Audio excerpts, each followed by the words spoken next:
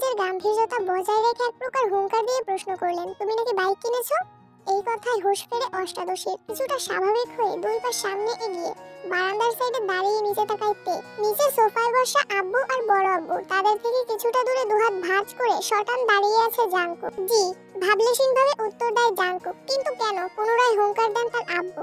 আমার বাইক কেনার ইচ্ছে ছিল, তাই কিনেছি। তুমি জানো না এই বাড়িতে বাইক কেনা বা চালানো নিষেধ?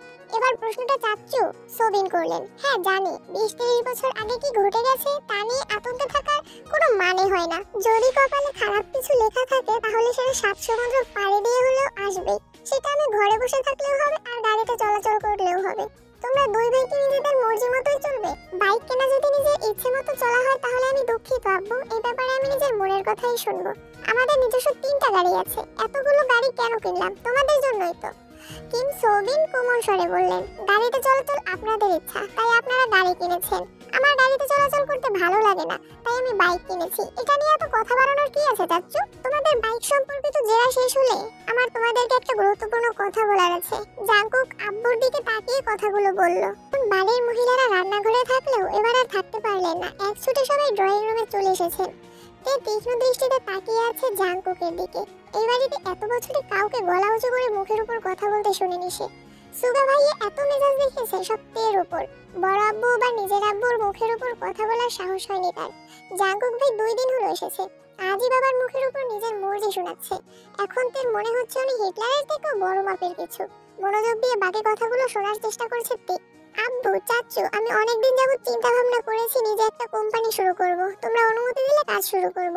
সোবিন আর কিম নামজুন দুজনের মাথায় যেন আকাশ ভেঙে পড়েছে। এত বছর ছেলেকে বাইরে রেখে পড়াশোনা করিয়েছেন, দেশে এসে নিজেদের ব্যবসার হাল ধরবে। দেশে পা দিতেই নিজে কোম্পানি খোলার চিন্তা ভাবনা করছে ছেলে। সোবিন চিন্তিত স্বরে বললেন, আমরা তো ভেবেছিলাম তুমি পারিবারিক ব্যবসাকে এগিয়ে নিয়ে যাবে। জাঙ্কু কিছু বলার আগে কিম নামজুন বলে উঠলেন, ঠিক আছে, তুমি পড়াশোনা করে এসেছো, তোমার নিজস্ব মতামতের গুরুত্ব আমরা অবশ্যই দেব।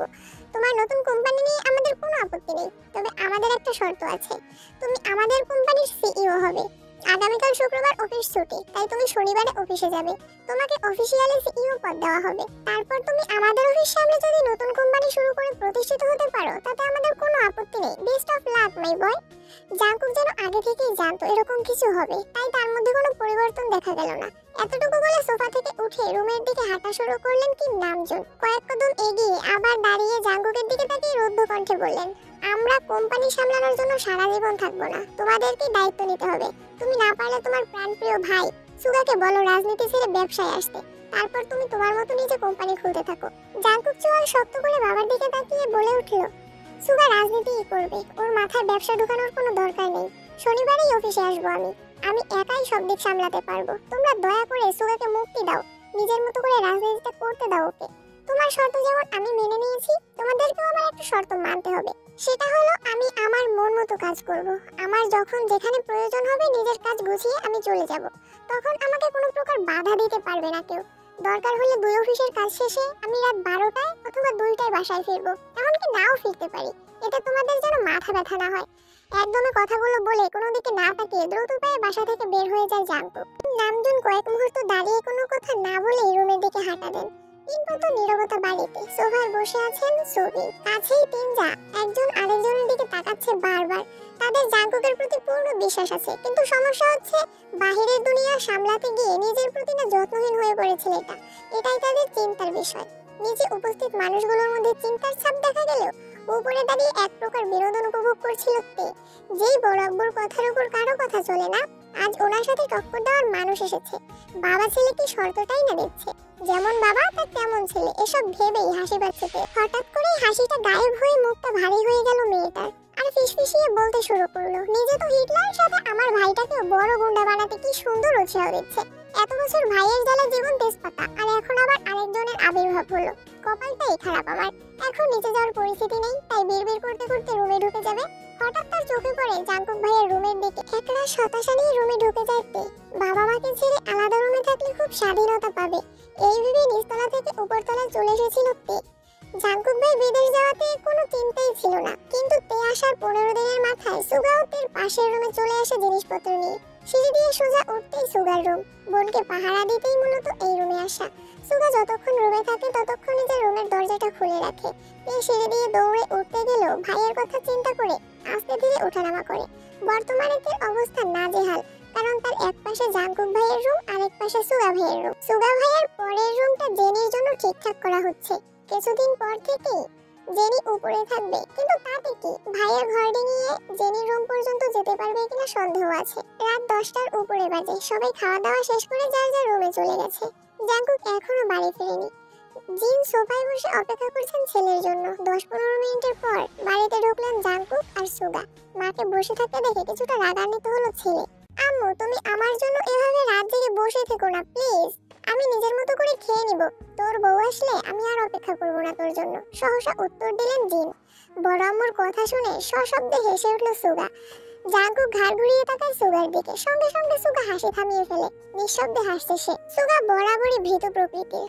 বাহিরে যতই শক্তপোক্ত থাকুক না কেন, বাবা, চাচা আর ভাইয়ের সামনে সে যেন ভেজা বিড়াল। এতদিন যত কাজই থাকতো, ছেলেটা 8টা কি 9টার মধ্যে বাড়ি এসে সবার সাথে খেতে বসতো। কিন্তু জাঙ্কুক ফেরাতে টাইম শিডিউলে কিছুটা পরিবর্তন হয়েছে ছেলেটার। জাঙ্কুক মায়ের উদ্দেশ্যে ঠাট্টার স্বরে বলে উঠল, এর উল্টোটাও হতে পারে। যেমন তোমার বৌমা তোমার কোলে ঘুমিয়ে গেল আর তুমি তাকে ঘুম পাড়াতে পাড়াতে আমার জন্য অপেক্ষা করলে। ছেলের এরকম ঠাট্টায় ভেবাচেকা খেলেন জিন। জাঙ্কুক পুনরায় শান্ত অথচ কড়া কণ্ঠে বলল, কাল থেকে তোমায় যেন বসে থাকতে না দেখি। আমার কিছু লাগলে চেয়ে নিব, আর খাবার টেবিলে রেখে দিও, আমি খেয়ে নিব। এই কথার কোনো উত্তর না দিয়ে জিন স্বাভাবিক কণ্ঠে বললেন, সুগা, তুই এখনো খাইনি, একটু ডেকে নিয়ে আসবি, এখন খাবে কিনা? সুগা ঠিক আছে বলে উপরে গেল। জাঙ্কুকও নিজের রুমে গেল। 5 মিনিটে ড্রেস পাল্টে ফ্রেশ হয়ে নিচে নামছে। এতক্ষণেতে খাবার টেবিলে চলে এসেছে। ভেবেছিল ভাই ফ্রেশ হয়ে নামার আগে তাড়াতাড়ি খেয়ে পালাবে। খাওয়া অর্ধেক হতেই তার দৃষ্টি নিবদ্ধ হয় সিঁড়ির পানে। কালো টি-শার্ট আর ট্রাউজার পরে হাতে মোবাইল নিয়ে আপন মনে নামছে জাঙ্কুক। তে সরু চোখে নিরীক্ষণ করছে জাঙ্কুককে। মানুষটাকে দেখে হৃদস্পন্দন বাড়তে লাগলো তের। এখন সে স্পষ্ট অনুভব করছে তার বুকের ভেতর কিছু একটা হচ্ছে, কিন্তু বোধগম্য হলো না কি হচ্ছে। নিজের অজান্তেই বুকের বাঁ পাশে হাত রাখলো তে। অনুভব করলো কিছু একটা অনবরত নৃত্য করছে বুকের ভেতর। জাঙ্কুকের চেয়ার টেনে বসার শব্দে ঘোর কাটলো তীর। সবেগে হাত নামিয়ে আনলো বুক থেকে। জাঙ্কুক তার ঠিক বিপরীত চেয়ারটায় বসেছে। তার ছোট্ট বুকটা অনবরত কেঁপেই যাচ্ছে। চোখ তুলে তাকাতে পারছে না মেয়েটা। শরীর কাঁপাকাঁপি আর হৃৎপিণ্ডের লাফালাফিতে সে বিধ্বস্ত। দিশেহারা অবস্থা অষ্টাদশী। ইচ্ছে করছে ছুটে পালিয়ে যেতে জাঙ্কুকের সামনে থেকে, কিন্তু পারছে না। মনে হচ্ছে পায়ে শিকল দিয়ে বাঁধা। জিন হঠাৎ তের হাতে হালকা ধাক্কা দিয়ে বললেন, কি রে, কি হলো তোর? দ্বিতীয়বার ঘোর কাটলো তের। তৎক্ষণাৎ স্বাভাবিক হওয়ার চেষ্টা করলো। কাঁপা কাঁপা গলায় বলল, কিছু না। এই বলে পুনরায় খাওয়ার চেষ্টা করলো, কিন্তু এবার আর গলা দিয়ে খাবার নামছে না তের। গলা শুকিয়ে কাঠ হয়ে গেছে। কাঁপা কাঁপা হাতে গ্লাস নিয়ে ঢক ঢক করে অর্ধেক গ্লাস পানি নিমিষেই শেষ করে ফেললো তে। জাঙ্কুক আপন মনে খাচ্ছে। সামনে বা আশেপাশে কি হচ্ছে এসব দেখার প্রয়োজনই মনে করলো না সে। এই জগতের সবকিছু তার আগ্রহ সৃষ্টি করতে অক্ষম। জাঙ্কুকের গা ছাড়া ভাব দেখে কিছুটা স্বাভাবিক হয়ে খাওয়া শুরু করলো তে। মাঝখানে এক পলকের জন্য তাকিয়েছিল জাঙ্কুকের দিকে। কালো টি-শার্টে মুখটা কতই না মায়াবী লাগছিল। এলোমেলো চুল, খাওয়ার স্টাইল দেখে দ্বিতীয়বারের মতো ক্রাশ খেলো অষ্টাদশী। কে বলতে পারে 2 দিন আগে পর্যন্ত যেই জাঙ্কুকের কোনো স্মৃতি ছিল না তের মনে, হঠাৎ মনে পড়লেও শুধু ওকে মেরেছিল এই স্মৃতিটাই মনে হতো, আর রাগে কটমট করতো তে। আর আজ বিকাল থেকে যতবার জাঙ্কুককে দেখছে ততবার তার শীর্ণবক্ষ ধরফড়িয়ে উঠছে। ছোটবেলায় যে ভয়টা ভাইয়ের প্রতি বোনের ছিল সেটা আজ বদলে গেছে। জাঙ্কুকের দৃষ্টি তাকে বরফের ন্যায় জমিয়ে দিচ্ছে প্রতিনিয়ত। এই দৃষ্টিতে সুচালু কিংবা ধারালো অস্ত্র আছে, যা এক কিশোরীর বক্ষপিঞ্জর এফোর ওফর করে দেওয়ার ক্ষমতা রাখে। জাঙ্কুকের দিকে এক দৃষ্টিতে তাকিয়ে হাবিজাবি চিন্তা করছিল তে। জাঙ্কুক চোখ তুলে তাকাতেই তের মনোযোগ ঘুরে গেল। জাঙ্কুকের তপ্ত দৃষ্টি মনে হচ্ছে ফালা ফালা করে দিচ্ছে হৃৎপিণ্ডটা। দৃষ্টি সংযত করে চিবুক নামিয়ে নিল গলায়। সহসা মুখ বিবর চুপসে গেছে আমসত্ত্বের ন্যায়। দ্বিতীয়বার জাঙ্কুকের দিকে তাকানোর স্পর্ধাটুকু হয়নি অষ্টাদশীর। এর মধ্যে জিন ছেলে জাঙ্কুকের উদ্দেশ্যে বলে উঠলেন, তোর নতুন কোম্পানিটা কি না খুললে হয় না? তোর বাবা বিষয়টা ভালোভাবে নিচ্ছেন না, কেন বাবাকে রাগিয়ে দিচ্ছিস? তোর বাবা তোকে অনেক ভালোবাসে। শানিত স্বরে মায়ের দিকে তাকিয়ে জাঙ্কুক বলা শুরু করলো, ছেলেরা সারা জীবন বাবাদের প্রিয় থাকতে পারে না। নিজের স্বপ্ন ইচ্ছেকে প্রাধান্য দিতে গিয়ে দূরত্ব বেড়ে যায় বাবা ছেলের। এটা অস্বাভাবিক কিছু না। যদি বাবার স্বপ্ন বা ইচ্ছের হাল প্রতিটা ছেলে ধরতো, তাহলে পৃথিবী এতটা এগিয়ে যেত না। আমাকেও দেশ ছেড়ে এত বছর বাইরে পড়ে থাকতে হতো না। আব্বু নিজে এই কোম্পানি শুরু করেছিল। উনি যদি ওনার বাবার ইচ্ছাকে প্রাধান্য দিতেন তাহলে আজ এতদূর পৌঁছাতেন না। তাছাড়া আমি তো বলিনি বাবার স্বপ্ন বাদ দিয়ে আমি আমার স্বপ্নকে প্রাধান্য দিব। আমার স্বপ্ন একান্তই আমার, আমি দুদিকই সামলাবো। তুমি এসব নিয়ে অযথা চিন্তা করো না, নিজের শরীর খারাপ করো না। জিন চিন্তিত স্বরে বলে উঠলেন, এত চাপ আর দৌড়াদৌড়ি করে তো নিজে অসুস্থ হয়ে পড়বি বাবা। জাঙ্কুক গম্ভীর কণ্ঠে বলে উঠল, তোমাকে তো বললাম আমার জন্য দুশ্চিন্তা করতে হবে না। সুগা মাঝখান থেকে বলে উঠল, ভাইয়ের জন্য চিন্তা করার মানুষ আছে বড় আম্মু, তুমি রিল্যাক্সে থাকতে পারো। তে এতক্ষণ নীরবে খেলেও এই কথাটা শোনা মাত্রই ছোট দেহ কম্পিত হয় তার। আতঙ্কিত হয়ে তাকালো জাঙ্কুকের দিকে। জাঙ্কুক তৎক্ষণাৎ ঘাড় ঘুরিয়ে তাকালো সুগার দিকে। অমনি মুখটা চুপসে গেল সুগার। করুণ স্বরে বলল, সরি ভাই। পিনপতন নীরবতা খাবার টেবিলে, কেউ কোনো কথাই বলছে না। তের মনটা সহসা খারাপ হয়ে গেল। সুগা জাঙ্কুকের একনিষ্ঠ ভক্ত, এক কথায় দুজন দুজনের বেস্ট ফ্রেন্ড। জাঙ্কুক বড় গম্ভীর স্বভাবের, রাগে কথা কম বলে, কিন্তু দিন শেষে জাঙ্কুকের অপ্রকাশিত আবেগগুলো সুগাকেই শেয়ার করে এসেছে এত বছর, এমনকি এখনো। জাঙ্কুকের থেকেও বেশি সুগা ভালোবাসে জাঙ্কুককে। জাঙ্কুক যদি বলে সারা রাত এক পায়ে দাঁড়িয়ে থাকবে, সুগা তাই করবে। অবশ্য করবে নাই বা কেন, সেই কলেজ লাইফ থেকে রাজনীতি করার ইচ্ছে সুগার। পড়াশোনাতে তার বিশেষ আগ্রহ ছিল না। বড় আব্বু এবং আব্বুকেও বলেছে কয়েকবার, তাদের কড়া জবাব, রাজনীতি আমাদের পছন্দ না, এই বাড়ির কেউ রাজনীতি করবে না। একদিন বাধ্য হয়ে ভাইকে কল করেছে সুগা। ভালো মন্দ কথা শেষ করে সুগা ভয়ে ভয়ে বলল, ভাইয়া তোমার সাথে আমার একটু কথা ছিল। জাঙ্কুক সাবলীল ভঙ্গিতে উত্তর দিয়েছিল, সেদিন রাজনীতি করতে চাস তাই তো? সুগা নিজের কানকে বিশ্বাস করতে পারছিল না। জাঙ্কুক এত স্বাভাবিকভাবে কথাটা বলছে। তুই রাজনীতি কর, সমস্যা নেই, কিন্তু কিছু কিছু বিষয় মাথায় রাখবি। বিষয়টা দেখতে যতটা সহজ ততটাও সহজ না। একনিষ্ঠ এবং সৎ থাকতে হবে তোকে। দল মত নির্বিশেষে তোকে সত্যের পথে চলতে হবে। পাঁচাটা স্বভাব যেন না হয়। সুগা ভয়ে ভয়ে বলল, বড় আব্বু আর আব্বু তো রাজি হচ্ছে না।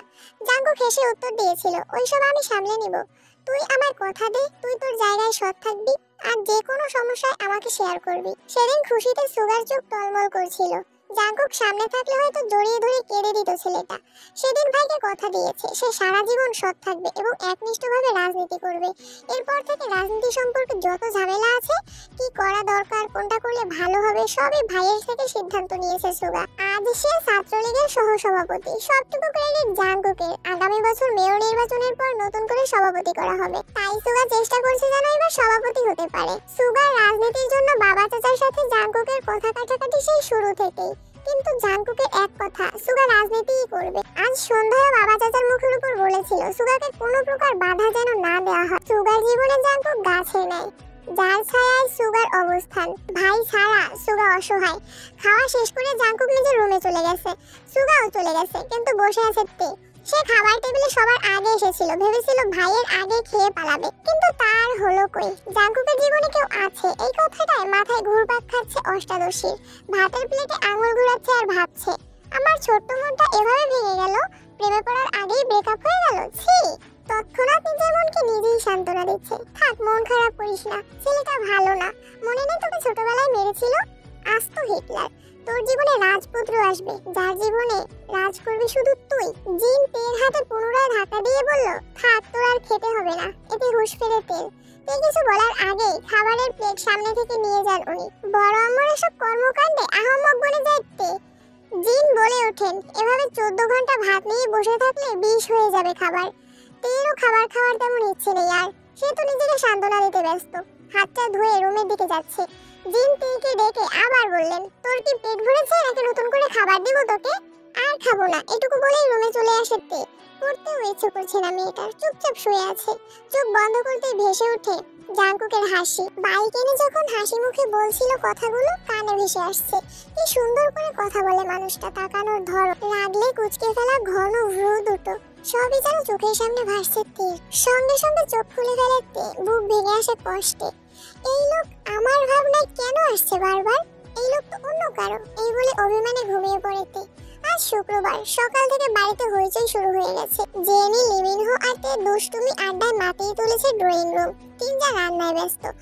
জাঙ্কুক বাড়ি ফিরেছে বলে জাঙ্কুকের দুই মামা, দুই খালা, তাদের বাচ্চারা সবাই দেখতে আসবে। জেনি আর তের মামা খালাদের বাড়ি থেকেও বেড়াতে আসবে মানুষ। বেশিরভাগ মানুষই চাকরিজীবী, যার ফলে শুক্রবার ছাড়া কারো সময় নেই। বেকুইন ব্যস্ত বাজার করা নিয়ে। যখন যা লাগছে উনি ছুটছেন আনার জন্য। সুগার সকাল থেকে কোনো খোঁজ নেই, সকালে নাস্তা করে বেরিয়েছে, পার্টি অফিসে কাজ আছে, বিকেলে ফিরবে বলে চলে গেছে। এজন্য তের কোনো ভয় ডর নেই, আপন মনে আড্ডায় মগ্ন মেয়েটা। হঠাৎ উপরে করিডোর থেকে জাঙ্কুক ডাক দিল মাকে, আম্মু একটু কফি দিতে পারবে? এই বলে রুমে চলে গেল পুনরায়। উত্তর শোনার প্রয়োজন মনে করেনি সে। জিন কফি করে তেকে ডাক দিলেন, কফিটা জাঙ্কুককে দিয়ে আয় তো মা। তৎক্ষণাৎ তের মনে পড়ে গেল গত রাতের কথা। সহসা বলে উঠল, আমি কেন, জেনে দিয়ে আসো। জিন কিছুটা বিরক্ত নিয়ে বলল, ওরা নিলে ফেলে দিবে, তখন আরেক মুসিবতে পড়ব। বাড়িতে একটু পর মেহমান আসবে, যা না মা। তে আর কথা না বাড়িয়ে ধীর পায়ে হাঁটতে হাঁটতে জাঙ্কুকের দরজা পর্যন্ত আসলো। গলা শুকিয়ে যাচ্ছে তের, বুকের ভিতরে ধুকপুকটা বেড়ে যাচ্ছে, হাত পা কাঁপছে। আস্তে আস্তে দরজায় টোকা দিল তে। দরজা খোলা আছে। কাঁপা কাঁপা হাতে দরজা ধাক্কা দিল তে। জাঙ্কুক ল্যাপটপে কি যেন করছে, তাকেও দেখলো না কে এসেছে। এখানে রেখে যা। তে হাঁটতে পারছে না, হাত আরো বেশি কাঁপছে এখন। পায়ে একটু জোর পাচ্ছে না, ঠায় দাঁড়িয়ে আছে আগের জায়গায়। জাঙ্কুক ল্যাপটপ টেবিলে রেখে তের মুখোমুখি এসে দাঁড়িয়েছে। হাত থেকে কফির কাপটা নিয়ে ড্রেসিং টেবিলের সামনে রাখে। তের সেদিকে কোনো মনোযোগ নেই, তার মস্তিষ্কের প্রতিটা নিউরন ছুটছে এদিক সেদিক। বডি স্প্রের তীব্র ঘ্রাণে হুঁশ ফেরে তের। তার থেকে 1 ফুটের দূরত্বে দাঁড়িয়ে আছে জাঙ্কুক। আচমকা এইভাবে এসে দাঁড়ানো একটু ভেবাচেকা খেলো মেয়েটা। তে ব্যস্ত ঘুরে গেল, নিজের উপর জোর কাটিয়ে পা বাড়ায় দরজার দিকে। সবেগে সুদূর হস্তে তের কোণে চেপে ধরলো জাঙ্কুক, কড়া কণ্ঠে বলল, এদিকে তাকা। অনিচ্ছা সত্ত্বেও ঘুরে দাঁড়ালো তে। চিবুক নেমে গলায় আটকালো, সারা শরীর কাঁপছে। শীতল ঝড়ের হুমকিতে কানের লতি গরম হয়ে যাচ্ছে, সাথে জাঙ্কুকের শরীরের আর বডি স্প্রের তীব্র গন্ধ নাকে লাগছে তের। জাঙ্কুক পুরো কণ্ঠে বলল, কফিটা টেবিলে দিয়ে আসতে বলেছিলাম, কথা কানে যায় না? এতটুকু বলতে তে হেলে দুলে পড়ে যেতে নাই। টালমাটাল মেয়েটার বাহু ধরে সোজা দাঁড় করিয়ে দিল জাঙ্কুক। জ্ঞান হারাতে হারাতে যেন হারাই নিতে। জাঙ্কুকের চাহনিতে তীক্ষ্ণতা গম্ভীর কণ্ঠে বলল, তুই কি পুষ্টিহীনতায় ভুগছিস? অবশ্য ভুগবি নাই বা কেন, খাবার প্লেটে আঙুল ঘুরালে কি আর শরীরে পুষ্টি হবে? প্রথমে গম্ভীর কণ্ঠে বললেও শেষটা যেন মজার ছলেই বলল। তের শরীর ঘামছে। কে বুঝাবে এই লোকটাকে, যাকে দেখলে অষ্টাদশের সব শক্তি নিমিষেই মিলিয়ে যায় কোথায় যেন, যার দৃষ্টি কেড়ে নেয় তার সমস্ত ধ্যান জ্ঞান মনোনিবেশ। জাঙ্কুক সাবলীল ভঙ্গিতে বলে উঠল, যেতে পারবি নাকি দিয়ে আসবো? নিজেকে সামলে তে বলল, পারবো। তারপর গুটি গুটি পায়ে রুম থেকে বের হয়ে যায় তে। জাঙ্কুক তাকিয়ে আছে অষ্টাদশীর হাঁটার পানে। তে কোনো রকমে নিজের রুম পর্যন্ত এসেছে, এক দৌড়ে এসে খাটে শুয়েছে। মন মস্তিষ্ক অস্বাভাবিকভাবে লাফালাফি করছে। কয়েক মুহূর্তের মধ্যে নিজের অস্তিত্ব খুঁজে পেল না, সেন্স হারিয়ে পড়ে আছে বিছানায়। 11টার পর থেকে মেহমান আসা শুরু হয়েছে, বাড়িঘর ভরে গেছে আত্মীয় স্বজনে। জেনি লিমিনহো গোসল করে সেজেগুজে গল্প করছে সবার সাথে। জাঙ্কুক একেবারে নামাজের সময় ঘর থেকে বের হয়েছে। টুপি পাঞ্জাবি পরায় অন্যদিনের থেকে অনেক সুন্দর লাগছে ছেলেটাকে। সবাইকে সালাম দিয়ে টুকটাক কথা বলে মামাদের সাথে বেরিয়ে যায় নামাজ পড়তে। তের দেহ এখনো বিছানায় লেপ্টে আছে। বোনকে খুঁজতে জেনি উপরে গিয়ে দেখে তে ঘুমাচ্ছে। ডাকতে ডাকতে তের ঘুম ভাঙে। আপু, ও আপু ওঠো, এখনো ঘুমাচ্ছ কেন? বাড়িতে মেহমান চলে এসেছে, আজান পড়ে গেছে অনেকক্ষণ আগে। ওঠো, নামাজ পড়ে রেডি হও, আম্মু আমায় পাঠিয়েছে, তোমায় ডাকছে। কিছুক্ষণ পর তের জ্ঞান ফেরে। পাশের দেয়ালে টানানো দেয়াল ঘড়ির দিকে তাকায়। 1:15 বাজে। তৎক্ষণাৎ শোয়া থেকে উঠে বসে। জাঙ্কুককে কফি দিতে গিয়েছিল 8:30 অথবা 9টার মধ্যে। 4 ঘন্টার উপরে তার জ্ঞান ছিল না। 5 মিনিট বসে তারপর গোসলে চলে যায়। নামাজ পড়ে জাঙ্কুকের দেয়া একটা জামা পরে নিল তে। বেগুনি রঙের গাউন, মোটামুটি গর্জিয়াস। চুলগুলো খোপা করে নিল। এত লম্বা চুল ছেড়ে রাখলে কিছুই করতে পারবে না সে। মুখে হালকা ফেস পাউডার দিয়ে গোলাপি রঙের লিপস্টিক দিল হালকা করে। রুম থেকে বের হলো প্রায় 3টার দিকে। মামা খালারা সবাই খেতে বসেছে। ছোটদের খাওয়া শেষ। রুম থেকে বের হয়ে করিডোরে দাঁড়িয়ে পরিস্থিতি বোঝার চেষ্টা করছে। বাড়িতে এত হই হুল্লোড় শব্দে মাথা ধরে ফেলছে তের।